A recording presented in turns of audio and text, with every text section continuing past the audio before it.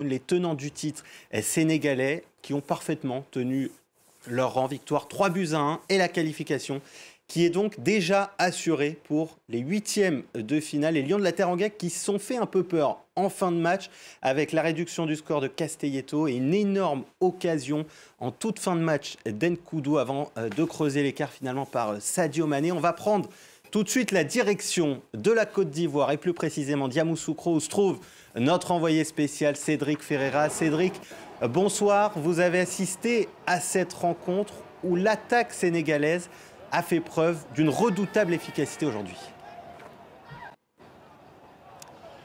Effectivement, l'efficacité sénégalaise s'explique encore mieux avec les chiffres. 3 tirs cadrés dans ce match contre le Cameroun et 3 buts.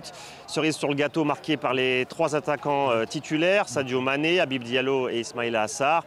Et si on prend en compte d'ailleurs le premier match contre la Gambie, le Sénégal compte 9 tirs cadrés dans cette Coupe d'Afrique des Nations depuis le début du tournoi, avec 6 buts marqués. C'est un excellent ratio. Et pourtant, ils n'ont pas eu énormément d'occasions franches, les Sénégalais, mais c'est vrai qu'à chaque fois, ça a fini quasiment en but.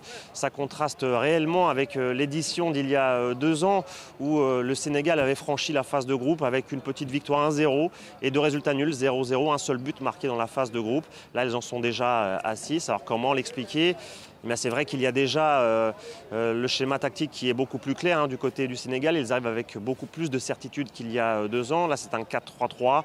Alors qu'il y a 2 ans au Cameroun, le sélectionneur Aliou Cissé avait un peu tâtonné en faisant évoluer son schéma tactique durant la compétition. Il y a beaucoup plus de sérénité. Et puis aussi peut-être un peu moins de pression, puisque le Sénégal a cherché son tout premier titre de champion d'Afrique au Cameroun en 2021. Là, bien sûr qu'il y a de la pression en tant que tenant du titre, mais on sent que les joueurs sont beaucoup plus sereins. Et le sélectionneur Aliou Cissé lui-même, qui était d'ordinaire beaucoup plus sérieux, là on le voit plaisanter en conférence de presse avec les journalistes, comme c'était le cas avant ce match contre le Cameroun. Donc c'est de bon augure pour les Lions qui peuvent maintenant se projeter tranquillement vers les huitièmes de finale vu qu'ils sont déjà qualifiés, même s'il y a quand même encore ce 3e match de groupe pour, comme on dit, entre guillemets, finir le travail. Merci beaucoup Cédric, restez avec nous bien sûr dans cette émission. Messieurs, on a vu que le Sénégal était quand même un cran au-dessus dans cette rencontre. Oui, on s'y attendait un petit peu suite au match de la première journée. Le Sénégal est une équipe aujourd'hui bien en place, comme l'a très bien expliqué Cédric. Il faut rappeler qu'il y a 2 ans, ils avaient été un peu perturbés aussi par le Covid. Il y avait des joueurs qui étaient malades. La suspension de Pape Gueye, qui, pour une histoire de transfert, etc. D'ailleurs, il en a eu une autre depuis. Donc, bon, ça se présentait pas aussi bien que maintenant. Mais je pense que vraiment, ce qu'il faut porter au crédit d'Aliou Cissé, on l'a déjà dit dans cette émission, mais c'est qu'il a su maintenir sous pression ce groupe en le régénérant avec des jeunes joueurs qui sont arrivés, qui ont tout de suite marqué d'ailleurs, comme Lamine Camara lors du premier match. Donc ces joueurs sont en place, ils challengent les titulaires ou les champions sortants, et du coup, il y a une émulation au sein de ce groupe, et cette émulation, elle est bénéfique pour toute la sélection sénégalaise. Oui, c'est vrai que le Sénégal a cette constance maintenant de très haut niveau. Aujourd'hui, le milieu de terrain est plutôt jeune. Pape Matar Sarr, Lamine Camara et Pape Gueye, c'est très jeune, mais à la fois beaucoup d'expérience. Ils ont su aussi utiliser tous les temps forts pour gagner. Bon, mais on ne doit pas aussi oublier la faible prestation camerounaise. Défensivement, surtout, on a vu d'énormes largesses. Défensivement, côté camerounais, notamment du côté gauche, c'est passé plusieurs fois pour amener plusieurs buts côté sénégalais. Mais en fait, c'est passé plusieurs fois, mais alors, de façon générale, c'est payer l'improvisation, parce que le côté gauche, c'est un côté gauche tout neuf encore, parce que nous, Tolo revenait, et puis Castelletto, qui joue habituellement à axe droit, joue à axe gauche, donc tout le côté gauche était à refaire, et puis bon, de façon générale, l'équipe semblait se découvrir. Rigobert Song a tellement voulu jouer sur... il n'y a pas de titulaire, qu'au final, il n'y a pas de 11, il n'y a pas de groupe collectif, il n'y a pas de force collective. Après, Song n'est pas le seul responsable. Parce que quand même, le cas Onana, ça vous plombe un petit peu aussi l'organisation de votre défense. Quand vous ne savez pas avec quel gardien vous allez jouer, et on l'a vu, la communication, c'est déterminant entre un gardien et sa charnière centrale. Onana, donc là, on le rappelle, il a fait son retour Aujourd'hui, il n'était pas là pour le premier match.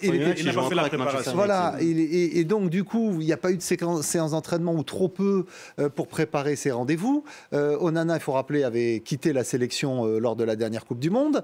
Il a été rappelé par injonction du gouvernement camerounais. On a envoyé un émissaire négocier avec lui et avec le club de Manchester United. Enfin, c'est surréaliste. Et dans ce contexte, vous êtes entraîneur et vous devez préparer. Bon, on va jouer comme ça ou comme ça. On ne sait pas avec quel gardien. Non. Oui, mais finalement, ils arrivent à avoir que ce qu'ils méritaient. Oui, il a aussi beaucoup joué là-dessus. C'est la conférence de presse hier, c'était oui, on va voir, chaque joueur jouera à son poste. En fait, ils ont fait beaucoup d'essais pour finalement avoir une équipe qui ressemblait à une équipe qui aurait pu jouer et qui aurait eu un peu plus d'épaisseur que celle qui a joué le premier match, mais de faire des tests finalement lors du match référence, lors du match, le plus gros match du groupe, parce que faire débuter des jeunes comme Enzo Chato aujourd'hui, effectivement, l'un des seuls latéraux de métier qu'il y a dans cette équipe. Mais voilà, je veux dire qu'en fait, à force d'improviser, à force de jouer avec les réseaux sociaux, à force de donner le sentiment que juste parce qu'on s'appelle le Cameroun, ça va passer, c'est pas passé aujourd'hui. On a vu à l'Euro avec l'Allemagne, ou à la Coupe du Monde plutôt, il y a un moment, ça suffit plus.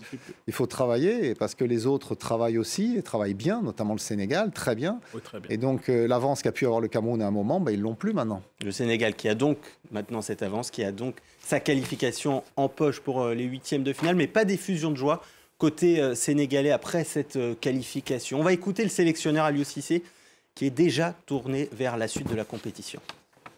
C'est ce que j'ai dit aux garçons, restons focus sur l'objectif. L'objectif aujourd'hui, c'est de jouer 7 matchs. On en a joué 2. Rien n'est fait, rien n'est acquis encore. Nous allons continuer encore à travailler. Rappelez-vous aussi qu'en 2017, pour certains, on avait gagné nos 2 premiers matchs et on avait fait match nul contre l'Algérie.